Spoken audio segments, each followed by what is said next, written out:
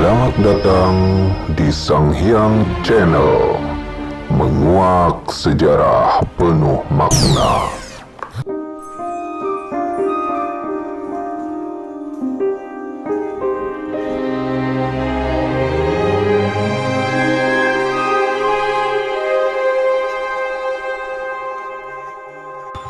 Assalamualaikum warahmatullahi wabarakatuh.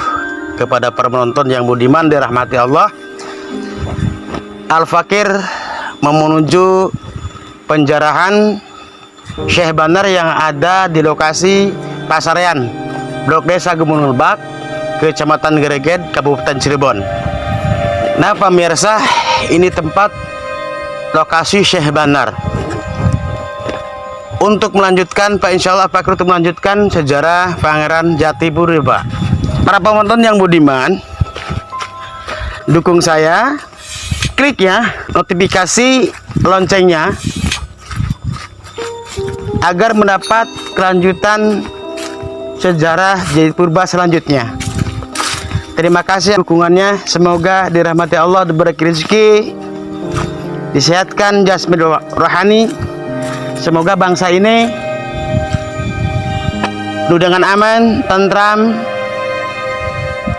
diberkahi Allah Subhanahu wa Ta'ala. Amin ya Allah ya Rabbal Alamin.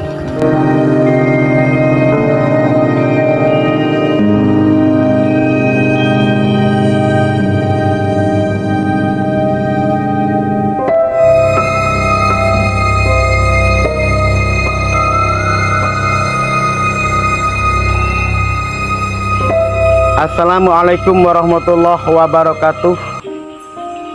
Al-Fakir mau melanjutkan cerita kisah Pangeran Jatipurba.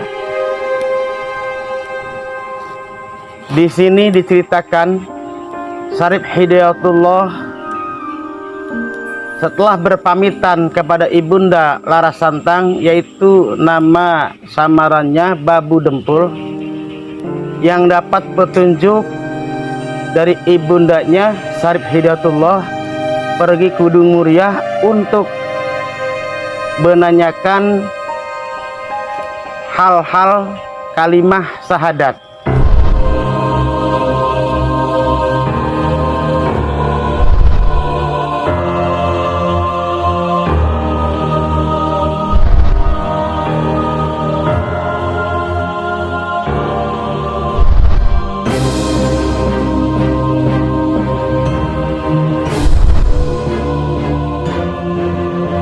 Di sini diceritakan yang ada di Gunung Muria, yaitu Syekh Amarullah yang ada di Gunung Muria mengajarkan kepada pangeran-pangeran, khususnya yang jadi muridnya, yaitu satu Pangeran Kendal, yang kedua muridnya yang bernama Pangeran Makdum, yang ketiga muridnya Syekh Amarullah, yaitu Pangeran Kajoran. Diceritakan di sini Syekh Amarullah berkata ke muridnya yang bernama Pangeran Kendal, "Ya Pangeran Kendal, jika kau ingin hidup mulia dunia sampai akhir, kau harus mencari kalimah syahadat. Tapi kau harus bertafa, yaitu tafanya membisu." Lalu Syekh Amarullah berkata lagi kepada muridnya yang bernama Pangeran Makdum. Syekh Amarullah berkata kepada Pangeran Makdum, "Ya Pangeran Makdum, jika kau ingin hidup mulia dunia sampai akhir, carilah kalimah syahadat. Tapi kau harus tafa. Tafanya harus di pinggir basisir atau pesisir, di pinggir laut, kata Syekh Amarullah kepada muridnya. Lalu berkata Syekh Amarullah kepada muridnya lagi yang ketiga, yaitu yang bernama Pangeran Kajoran. Syekh Amarullah berkata kepada Syekh Kajoran, "Ya Pangeran Kajoran, jika hidup kau ingin mulia dunia sampai akhir, carilah kalimah syahadat. Tapi kau harus bertapa. Bertapa kau harus berendam di air dari sore sampai malam, sampai pagi menjelang subuh. Kau jangan tidur, kau jangan makan," kata Syekh Amarullah. Singkatnya cerita, ketiga muridnya berjalan masing-masing ke tempat bertafaknya. Di situ Syekh Amarullah sendirian, lagi menyendiri. Syekh Amarullah kedatangan tamu yang bernama Syarif Hidayatullah.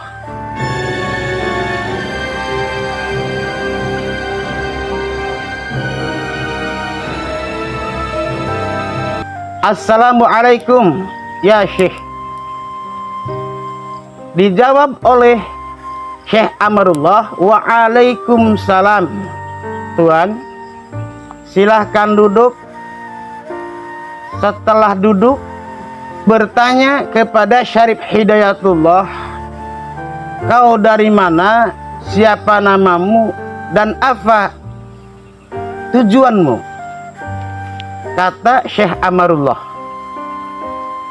Syarif Hidayatullah menjawab, "Ya Syekh Amarullah, namaku Syarif Hidayatullah. Tempatku, aku tidak punya tempat," kata Syekh Syarif Hidayatullah. "Aku mau menanyakan tentang kalimah syahadat dan mau menanyakan tentang sajati ning ilmu."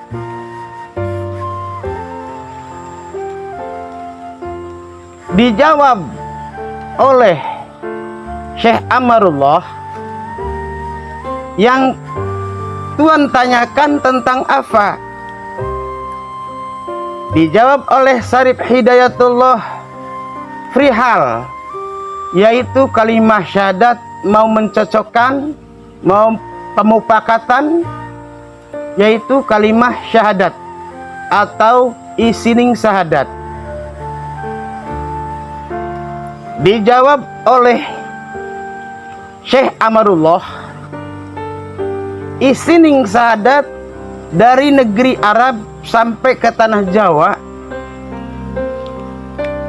itu sudah mufakot Syarif Hidayah. Muhammad jatining manusia atau sejatinya manusia.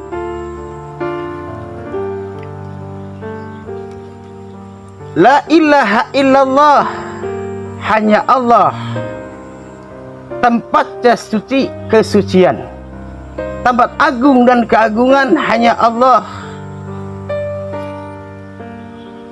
kata Syekh Amarullah. Dijawab oleh Syarif Hidayatullah, "Ya Syekh, saya terima atas wejanganmu. Saya mau nanya, ya Syekh Amarullah," kata Syekh Syarif Hidayatullah. "Yang namanya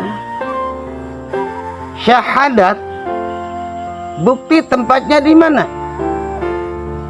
Dan di mana buktinya sajatining Gusti,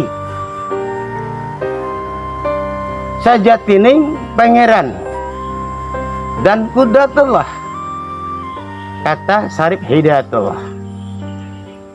Dijawab oleh Syekh Amarullah, ya Syekh Syarif Hidayah, itu tauhidnya para nabi. Mereka sudah mufakat tentang hal kalimah syahadat. Syekh Amarullah menunjukkan kepada Syekh Syarif,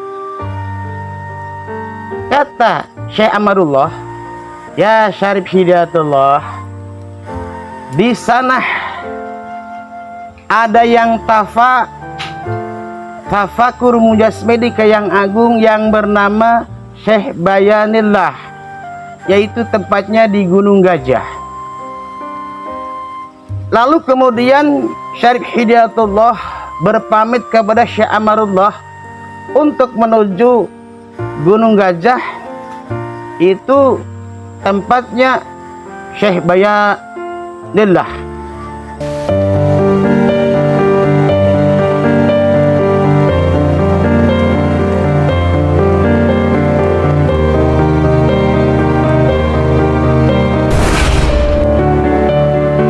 Di sini diceritakan Syarif Hidayatullah menuju Gunung Gajah. Yang ada di Gunung Gajah yaitu Syekh Bayanillah yang lagi tafa.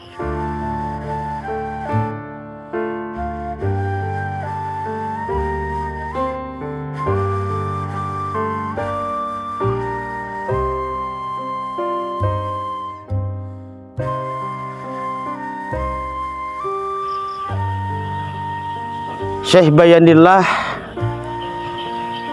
kerjaannya bercocok tanam, menanam padi, menanam jagung, dan menyadap pohon aren. Diambil air lahangnya. Lalu kemudian di suatu hari Syekh Bayanillah mau menyadap pohon aren. Pohon aren itu mendadak tidak ada air lahangnya. Dia merasa heran, biasa airnya begitu subur, mendadak tidak ada air lahangnya. Tapi Syekh Bayanillah tetap memanjat pohon aren sambil membaca kidungnya.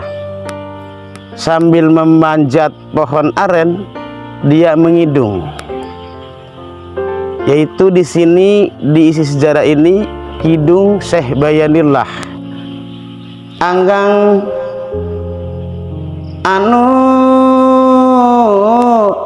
katinggalan deket, anu tekatean jauh tanpa wilangan, deket tanpa gunukan. Lamun ditang teu anggang, eta lamun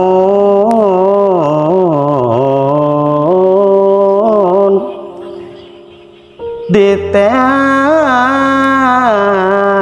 teu kapanggih, kahalangan ku salira nyatani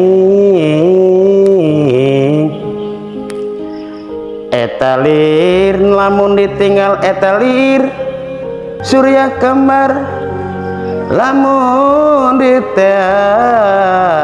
teka panggih, kalangan ku salira nyata nasahada. Nah, itu yang ditembangkan atau dikidungkan oleh Syekh Bayanillah, terdengar oleh seorang tamu, yaitu Syarif Hidayatullah mendengar suatu kidung. Syekh Syarif Hidayatullah beruluk salam kepada yang lagi ngidung, yaitu Syekh Bayanillah. Assalamualaikum warahmatullahi wabarakatuh. Yang Langidung berhenti menjawab uluk salam, waalaikumsalam. Lalu kemudian turun, dia duduk bersama. Dari mana, siapa nama, dan apa yang dimaksud datang ke Gunung Gajah ini? Kata Syekh Bayanillah, kata Syekh Syarif Hidayatullah, asma aku adalah Syarif Hidayatullah. Kalau tempat, saya tidak punya tempat tinggal. Mau apa dan perlu apa?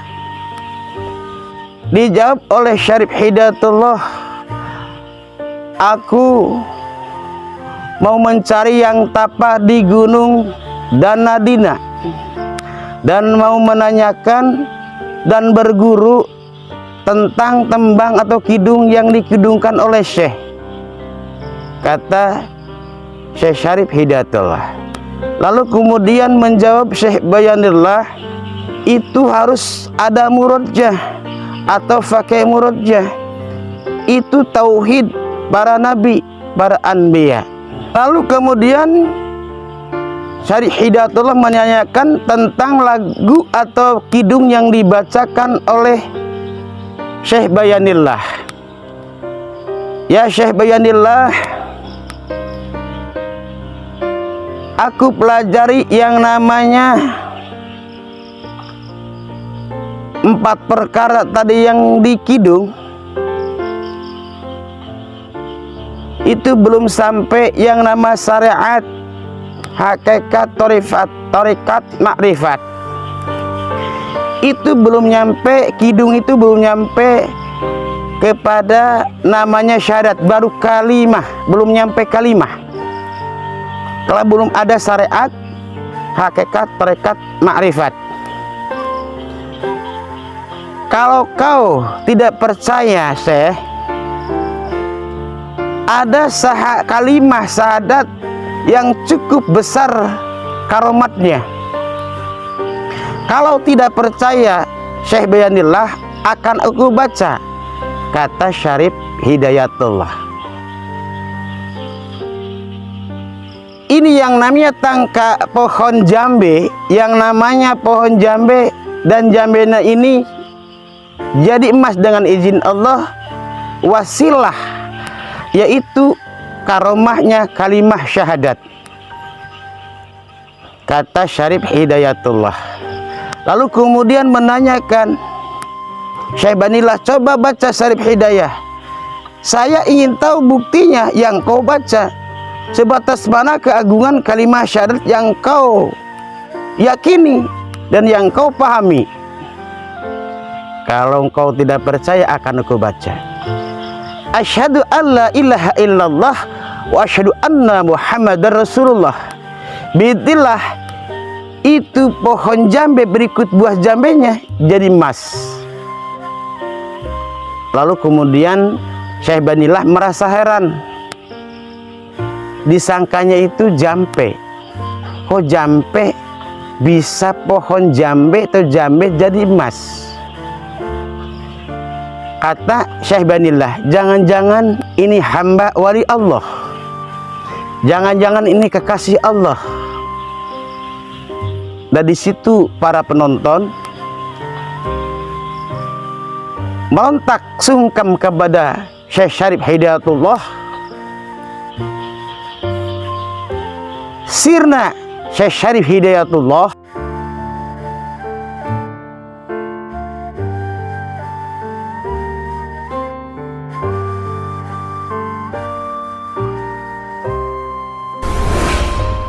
Ya Syekh Bayanillah, jika kau ingin berguru 2 kalimah syahadat, datanglah ke Gunung Jati Cirebon. Di situ kumpulan para wali 9.